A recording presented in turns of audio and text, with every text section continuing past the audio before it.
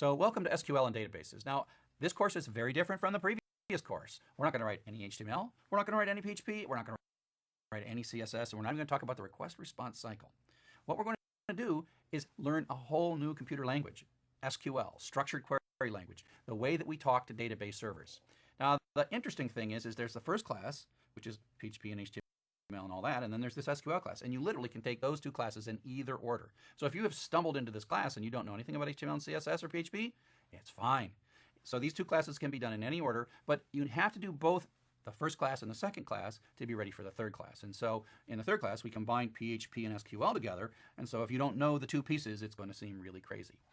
Now, if you have never done SQL before, and maybe you know a couple of programming languages, maybe you know Python, and maybe you know PHP and HTML and CSS, I think you're in for a treat.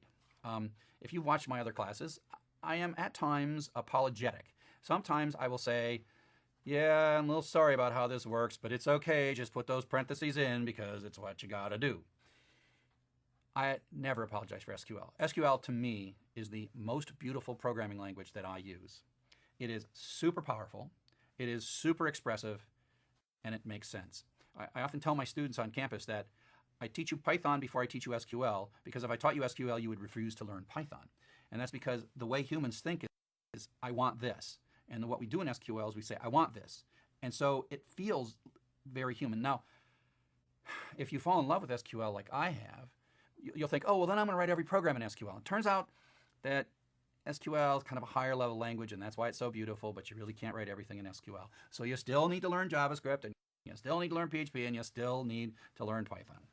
And so, like I said, this course is essential to prepare you for the next course, the databases and PHP course. That third course is where we sort of crash it all together, right?